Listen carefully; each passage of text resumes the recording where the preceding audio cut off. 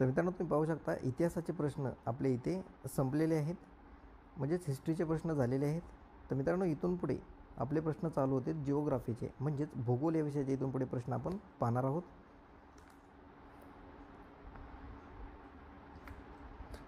तर प्रश्न क्रमांक पहिला आहे, खालील विधाने पहा. तर पहिलं विधान आहे, घातक कचरा मृदेमध्ये टाकल्यामुळे जैवविविधता कमी होते. दुसरं आहे, नद्यामध्ये वारंवार पूर येण्यामागे वृक्षतोड कारणीभूत आहे. आणि तिसरं विधान आहे, फ्रान्सिको मेंडज यांच्या ऊर्जा क्षेत्रातील कार्यामुळे त्यांना ॲमेझॉन गांधी म्हणून संबोधतात. तर मित्रांनो, कोणती विधाने बरोबर आणि कोणती विधाने चूक इथे आपल्याला ओळखायचं आहे. तर याचं योग्य उत्तर आहे पर्याय क्रमांक 3, विधान अ आणि ब बरोबर.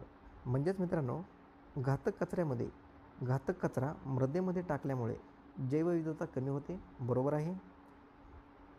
आणि नद्यामध्ये वारंवार पूर येण्यामागे वृक्षतोड कारणीभूत आहे, हे देखील विधान इथे बरोबर आहे. मग याचं योग्य उत्तर असणार आहे पर्याय क्रमांक 2.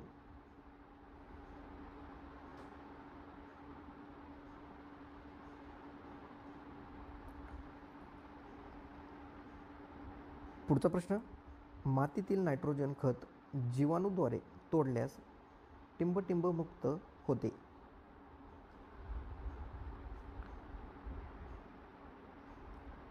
तर एक आहे नायट्रोजन डायऑक्साईड, 2 आहे नायट्रस ऑक्साईड, 3 आहे नायट्रोजन ट्रायऑक्साईड आणि 4 आहे नायट्रोजन. तर मित्रांनो, मातीतील नायट्रोजन खत जीवाणूद्वारे तोडल्यास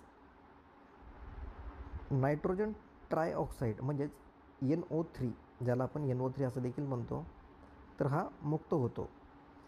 म्हणून पर्याय क्रमांक 3 याचं योग्य उत्तर असणार आहे नायट्रोजन ट्रायऑक्साईड. पुढचा प्रश्न, ओझोन संदर्भात खालील कोणती विधाने बरोबर आहेत. मित्रांनो, ओझोन संदर्भातील बरोबर विधाने आपल्याला इथे ओळखायची आहेत. तर पहिलं आहे, ओझोनला पृथ्वीचे रक्षण कवच म्हणतात. दुसरं आहे, 1985मध्ये ओझोन थराला छिद्र पडल्याचे स्पष्ट झाले होते. तिसरं आहे, 16 सप्टेंबर हा जागतिक ओझोन दिवस म्हणून साजरा केला जातो. आणि चौथा आहे, 1989मध्ये ओझोन क्षयास कारणीभूत रसायन वापरावर बंदी घालण्यात आली. तर मित्रांनो, ओझोन संदर्भात ह्या 4 विधानांपैकी कोणकोणती विधाने बरोबर आहेत. तर मित्रांनो, ओझोनला पृथ्वीचे रक्षण कवच म्हणतात, हे विधान इथे बरोबर असणार आहे, सर्वांना माहीत आहे.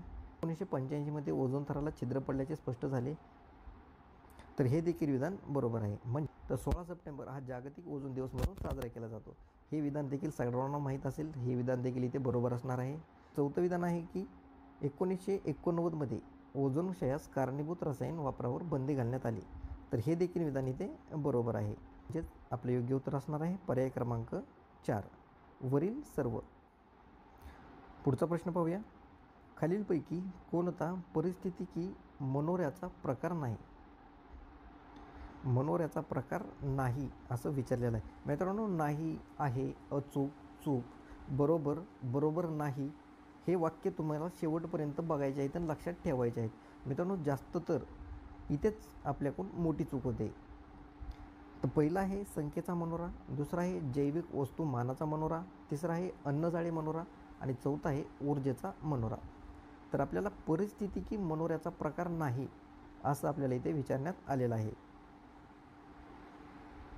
तर उत्तर आहे पर्याय क्रमांक 3, अन्नजाळी मनोरा. तर मित्रांनो, अन्नजाळी मनोरा हा परिस्थितिकी मनोऱ्याचा प्रकार नाही. मित्रांनो, परिस्थिती मनोरा लक्षात घ्या, संख्येचा मनोरा, जैविक वस्तुमानाचा मनोरा आणि ऊर्जेचा मनोरा, तर ही तीनही मनोरे परिस्थितिकी मनोऱ्याचे प्रकार आहेत. परंतु अन्नजाळी मनोरा हा परिस्थितिकी मनोऱ्याचा प्रकार नाही. म्हणून पर्याय क्रमांक 3 आपलं योग्य उत्तर असणार आहे. पुढचा प्रश्न, काही प्रजाती नष्ट झाल्या तर पर्यावरणावर गंभीर परिणाम करतात, त्यांना टिंबटिंब म्हणतात. तर एक आहे निळा दगड, 2 आहे लाल दगड, तिसरा आहे पिवळा दगड आणि चौथा आहे किस्टोन.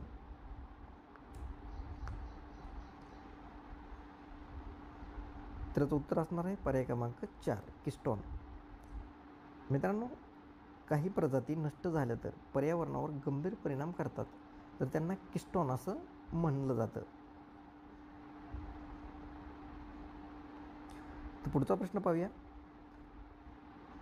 खालील आकृतीचे निरीक्षण करून खालीलपैकी कोणत्या मूळाक्षरांनी चंद्राचा 3/4 भाग प्रकाशित दर्शविलेला आहे हे नमूद करा. किती भाग? तर 3/4 भाग. मित्रांनो, खाली आकृती दिलेली आहे. आकृती तुम्ही पाहू शकता. तर या आकृतीमधला 3/4 भाग, चंद्राचा 3/4 भाग प्रकाशित केलेला मूळ अक्षर आपल्याला इथे ओळखायचे आहेत. ह्या 4 पर्यायापैकी ह्या 4 पर्यायामध्ये ज्या आपल्याला 2-2 जोड्या दिलेल्या आहेत, तर त्या 2-2 जोड्यापैकी कोणत्यामध्ये चंद्राचा 3/4 भाग हा प्रकाशित दाखवलेला आहे ते आपल्याला बघायचं आहे. तर आपण पहिल्या पर्यायामधील बघू, बी आणि एच. तर मित्रांनो, बीमध्ये तुम्ही पाहू शकता की 3/4 भाग प्रकाशित केलेला नाही आहे. इथे व्यवस्थित दिसत नाही आपल्याला. बीमध्ये कमी भाग प्रकाशित दर्शवलेला आहे, त्यामुळे एक याचं योग्य उत्तर नसणार आहे. तर पर्याय क्रमांक 2 पाहूया, सी आणि जी. तर सी कुठे आहे? तर सी बघू शकता तुम्ही इथे आहे आणि जी इथे आहे. तर मित्रांनो, दोन्ही ठिकाणी 50-50 म्हणजेच 50-50% भाग आपल्याला इथे प्रकाशित दाखवत आहे, म्हणजेच 2 पण याचं उत्तर नसणार आहे. तिसरं आहे डी आणि एफ. तर मित्रांनो, तुम्ही पाहू शकता डी इथे आहे, तर डी आणि एफ. तर मित्रांनो, डी आणि एफ म्हणजे व्यवस्थित 3/4 भाग आपल्याला इथे प्रकाशित दाखवत आहे, डी आणि एफ. म्हणजेच आपलं योग्य उत्तर असणार आहे पर्याय क्रमांक 3, डी आणि एफ. परंतु मित्रांनो, तुम्ही चौथा देखील पर्याय जर पाहायचा असेल तर तुम्ही पाहू शकता की ई आणि ए. तर ई कुठे आहे? तर ई. तर तुम्ही ई पाहू शकता. ईमध्ये तर 50% आणि एमध्ये ई आणि ए हा देखील सेम, म्हणजेच ई आणि एमध्ये देखील आपल्याला 3/4 भाग हा प्रकाशित केलेला नाही, दिसत नाही. म्हणजेच पर्याय क्रमांक 4 देखील याचं उत्तर नाही. म्हणजे त्याचं योग्य उत्तर असणार आहे पर्याय क्रमांक 3, डी आणि एफ. पुढचा प्रश्न, पर्यावरण म्हणजे सजीवांच्या किंवा जीवसमूहांच्या जीवन, विकास व मृत्यूवर परिणाम करणारी सर्व परिस्थिती, तिचे कारके व त्यांचा प्रभाव होय. तर पर्यावरणाची ही व्याख्या कोणी केलेली आहे?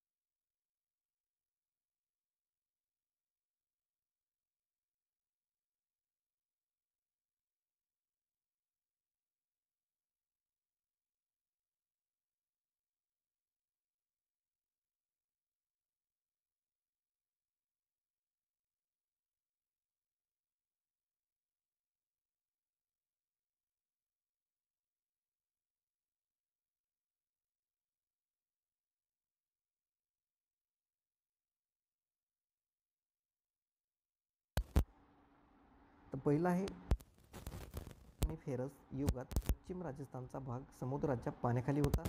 दुसरा आहे पश्चिम राजस्थानच्या प्रदेशात पर्जन्याचे प्रमाण कमी आहे. तिसरा आहे पश्चिम राजस्थान हवामान उष्ण व कोरडे आहे.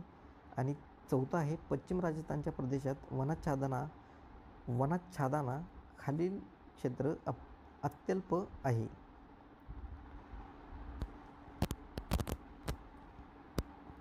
तर मित्रांनो, पश्चिम राजस्थानच्या प्रदेशात चुनखडक, जिप्सम आणि खनिज मिठाचे साठे वितरित झाले आहेत. तर या खनिजांच्या साठ्याच्या वितरणास कारणीभूत कारण कोणचं आहे? तर उत्तर आहे पर्याय क्रमांक 1, फक्त अ, म्हणजेच पर्मोकार्बोनिफेरस युगात पश्चिम राजस्थानचा भाग समुद्राच्या पाण्याखाली होता. हे कारण खनिज साठ्याच्या वितरणास कारणीभूत ठरतं, म्हणून पर्याय क्रमांक 1 याचे योग्य उत्तर असणार आहे. पुढचा प्रश्न, खालीलपैकी कोणत्या मृदेत लोह व बॉक्साईट खनिजाचे प्रमाण अधिक असते? तर याचं उत्तर आहे पर्याय क्रमांक 3 जांभी मृदा. मित्रांनो लक्षात ठेवा, अतिशय सोपा प्रश्न आहे. कंबाईनमध्ये देखील हा प्रश्न फार वेळेस आलेला आहे. तर जांभी मृदेमध्ये लोह व बॉक्साईटचे प्रमाण अधिक असतं.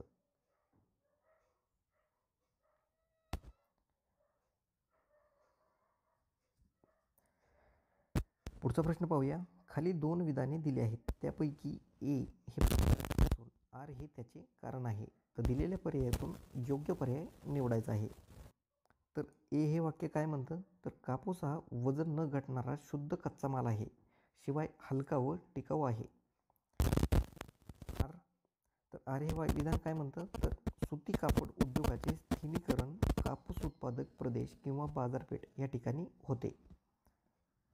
तर याचं योग्य उत्तर कोणतं असणार आहे, तर आपल्याला खाली पर्याय बघायचे आहेत.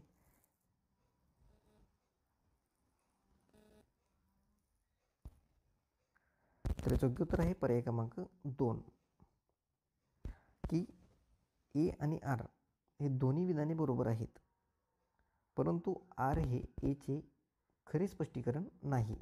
म्हणजेच मित्रांनो, कापूस हा वजन न घटणारा शुद्ध कच्चा माल आहे, शिवाय हलका व टिकाऊ आहे, बरोबर आहे. आणि दुसरं आहे सुती कापड उद्योगाचे स्थिरीकरण कापूस प्रदेश उत्पादक प्रदेश किंवा बाजारपेठ या ठिकाणी होते. तर ही दोनही विधाने बरोबर आहेत. आर हे एचे खरे स्पष्टीकरण नाही, म्हणून पर्याय क्रमांक 2 ह्याचे योग्य उत्तर असणार आहे. तर पुढचा प्रश्न पाहू. भारताच्या प्राकृतिक नकाशात महाराष्ट्र पठार खालीलपैकी कोणत्या रंगाने दर्शवलेलं आहे? तर मित्रांनो, भारताचा जो प्राकृतिक नकाशा आहे तो नकाशा सर्वांनी पाहिलेला असेल. तर त्या नकाशामध्ये महाराष्ट्र पठार खालीलपैकी कोणत्या रंगानं दर्शवलेला आहे? तर पहिला पर्याय आहे गडद हिरवा, दुसरा आहे हिरवा, तिसरा आहे पिवळा आणि चौथा आहे तपकिरी. तर मित्रांनो, कोणत्या रंगानं महाराष्ट्र पठार दर्शवलेला आहे? तर याचं उत्तर आहे पर्याय क्रमांक 3 पिवळ्या रंगाने.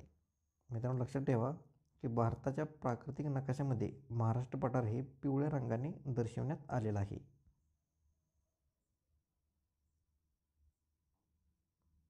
पुढचा प्रश्न, खालीलपैकी कोणत्या दिवशी दक्षिण गोलार्धात उन्हाळी अयन दिन येतो?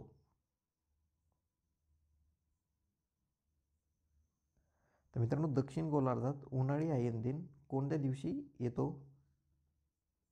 तर पहिला पर्याय आहे 21 मार्च, दुसरा आहे 21 जून, तिसरा आहे 23 सप्टेंबर आणि चौथा आहे 22 डिसेंबर. तर योग्य उत्तर आहे पर्याय क्रमांक 4 22 डिसेंबर. तर मित्रांनो, दक्षिण गोलार्धात उन्हाळी अयन दिन जो आहे तो 22 डिसेंबर या दिवशी येत असतो. पुढचा प्रश्न, भूमध्य सामुद्रिक प्रदेशात हिवाळ्यात पाऊस पडण्याचे कारण काय आहे? तर पर्याय पहिला आहे वायुभार पट्ट्यांचे आंदोलन, दुसरा पर्याय वायुभार पट्ट्यांच्या आंदोलनामुळे हिवाळ्यात भूमध्य समुद्राच्या प्रदेशात कमी वायुभार प्रदेश निर्माण होतो, दुसरा आहे भूमध्य समुद्राकडून भूभागाकडे वारे वाहतात आणि चौथा आहे आल्प्स पर्वताच्या वाद सन्मुख उतारावर प्रतिरोध पर्जन्य पडतो. मित्रांनो, 4 पर्यायापैकी भूमध्य सामुद्रिक प्रदेशात हिवाळ्यात पाऊस पडण्याचं नेमकं कोणतं कारण आहे ते आपल्याला इथे सांगायचं आहे. तर मित्रांनो, याचं योग्य उत्तर आहे पर्याय क्रमांक 2 वायुभार पट्ट्याच्या आंदोलनामुळे हिवाळ्यात भूमध्य समुद्राच्या प्रदेशात कमी वायुभार प्रदेश निर्माण होतो. पर्याय क्रमांक 2 आपले योग्य उत्तर असणार आहे. पुढचा प्रश्न, पश्चिम पॅसिफिक महासागराच्या किनारवर्ती भागात प्रामुख्याने सागरी गर्ता आढळतात, त्याचं कारण काय?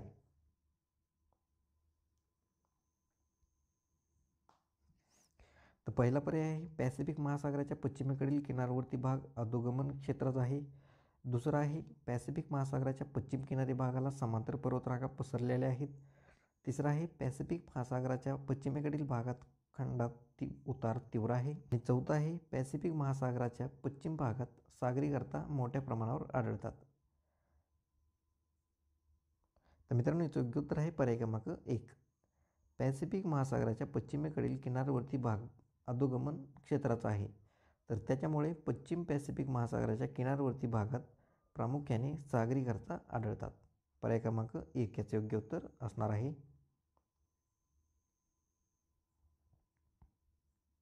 पुढचा प्रश्न पाहूया. मान्सूनची माघार हा भारतीय हवामानाचा आविष्कार खालीलपैकी कोणत्या वातावरणीय परिस्थितीचा परिणाम आहे? मान्सूनची माघार मित्रांनो प्रश्न नीट समजून घ्या. पहिला पर्याय आहे नैऋत्य मान्सून वारे हिमालय पर्वतरांगापर्यंत पोहोचल्यानंतर ते तेथून माघारी फिरतात. दुसरा पर्याय आहे सूर्याचे भासमान भ्रमण. तिसरा पर्याय आहे भारताच्या वायव्य भागाकडून आग्नेय भागाकडे उच्च वायुभार पट्ट्याचा होणारा विस्तार. आणि चौथा पर्याय आहे भारतीय उपखंडात निर्माण होणारी वायुभारातील भिन्नता. तर मित्रांनो मान्सूनची माघार हा भारतीय हवामानाचा जो आविष्कार आहे तो कोणत्या वातावरणीय परिस्थितीचा परिणाम आहे? तर याचं उत्तर आहे पर्याय क्रमांक 3 की तो भारताच्या वायव्य भागाकडून आग्नेय भागाकडे उच्च वायुभार पट्ट्याचा होणारा विस्तार. पर्याय क्रमांक 3 याचं योग्य उत्तर असणार आहे.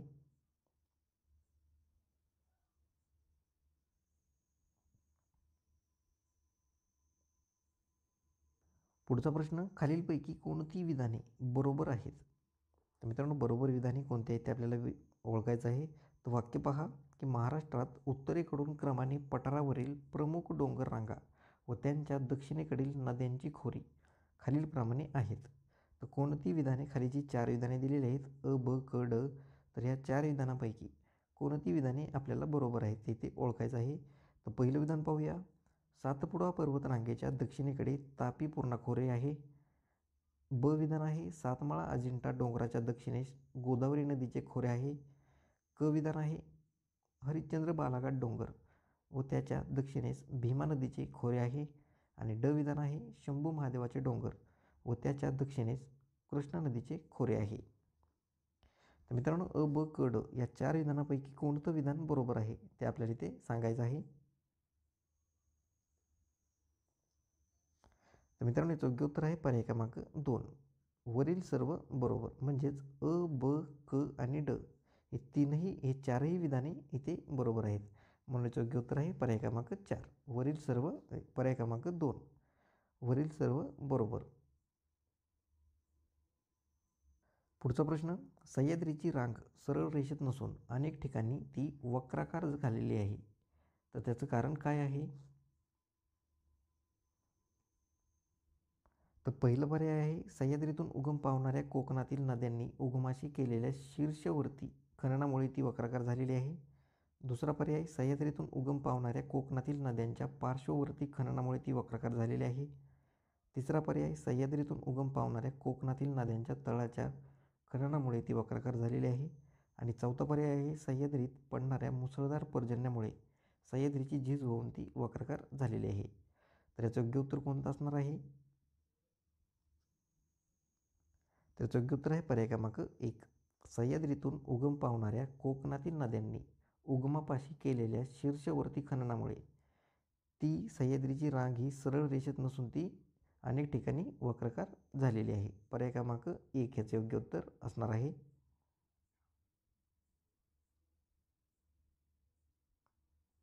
पुढचा प्रश्न गोदावरी व कृष्णा नद्यांच्या तुलनेने कावेरी नदीच्या पात्रात हिवाळ्यात पाण्याचे प्रमाण वाढते. तर काय कारण आहे त्याचं? तर पहिला पर्याय पाहूया. नैऋत्य मान्सून वाऱ्यामुळे कावेरी नदीच्या पात्रात पर्जन्यवृष्टी मोठ्या प्रमाणावर होते. दुसरा पर्याय ईशान्य मान्सून वाऱ्यामुळे कावेरी नदीच्या पात्रात पर्जन्यवृष्टी मोठ्या प्रमाणावर होते. तिसरा पर्याय कावेरी नदीच्या पात्रात ईशान्य व नैऋत्य मान्सून वाऱ्यापासून पर्जन्यवृष्टी होते. आणि चौथा पर्याय आहे कावेरी नदीच्या उपनद्या कावेरी नदीच्या पात्रात मोठ्या प्रमाणात पाण्याचा पुरवठा करतात. तर मित्रांनो योग्य उत्तर आहे पर्याय क्रमांक 2 की गोदावरी व कृष्णा नद्यांच्या तुलनेने कावेरी नदीच्या पात्रात हिवाळ्यात पाण्याचे प्रमाण वाढते. तर त्याचं कारण काय आहे? तर ईशान्य मान्सून वाऱ्यामुळे कावेरी नदीच्या पात्रात पर्जन्यवृष्टी मोठ्या प्रमाणावर होते, तर त्यामुळे हिवाळ्यात त्याचं पाण्याचं प्रमाण वाढतं. लक्षात ठेवा. पुढचा प्रश्न, उद्योगाच्या स्थान निश्चिती करताना अल्फ्रेड वेबर यांनी खालीलपैकी कोणत्या घटकाचे महत्त्व आपल्या सिद्धांतात सिद्ध करण्याचा प्रयत्न केला आहे? Alfred weber. लक्षात घ्या मित्रांनो, उद्योगाचं जे स्थान निश्चिती करताना अल्फ्रेड वेबर हे जे शास्त्रज्ञ होते, यांनी कोणत्या घटकाचे महत्त्व आपल्या सिद्धांतात सिद्ध करण्याचा प्रयत्न केलेला आहे? तर खाली दिलेल्या पर्यायामधून आपण ते ओळखूया. तर पहिला पर्याय आहे, उद्योगाचे स्थान निश्चितीकरणात मजुरावरील मूल्याचे योगदान महत्त्वाचे असते. दुसरा पर्याय, उद्योगाच्या स्थान निश्चितीकरणात कच्च्या मालावरील खर्चाचे योगदान महत्त्वाचे असते. तिसरा पर्याय, उद्योगाच्या स्थान निश्चितीकरणात बाजारपेठेची सुगमता महत्त्वाची असते. आणि चौथा पर्याय आहे, उद्योगाच्या स्थान निश्चितीकरणात वाहतूक खर्चाचे योगदान महत्त्वाचे असते. तर याचं उत्तर आहे पर्याय क्रमांक 4. उद्योगाच्या स्थान निश्चितीकरणात वाहतूक खर्चाचे योगदान महत्त्वाचे असते.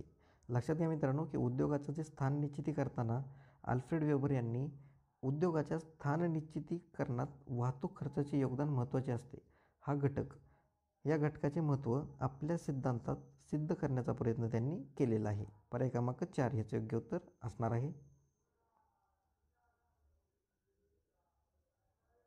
पुढचा प्रश्न, खालील विधानांचा विचार करून त्यातील कोणकोणती विधाने बरोबर आहेत ते संकेतांचा वापर करून उत्तर लिहा. तर पहिलं विधान आहे, केंद्रित वस्ती बहुधा शेतवाड्यांनी वेढलेली असते. आणि दुसरं विधान आहे, हिमालयीन प्रदेशात केंद्रित वस्त्या आढळत नाहीत.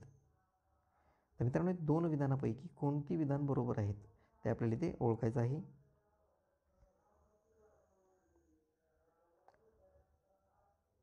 तर मित्रांनो, याचं उत्तर आहे पर्याय क्रमांक 2. म्हणजेच फक्त 2 बरोबर. म्हणजेच हिमालयीन प्रदेशात केंद्रीय वस्त्या आढळत नाहीत हे याचं योग्य उत्तर असणार आहे. आणि केंद्रित वस्ती बहुधा शेतवाड्यांनी वेढलेली असते हे विधान इथं चुकीचं ठरणार आहे. म्हणून पर्याय क्रमांक 2 आपले योग्य उत्तर असणार आहे.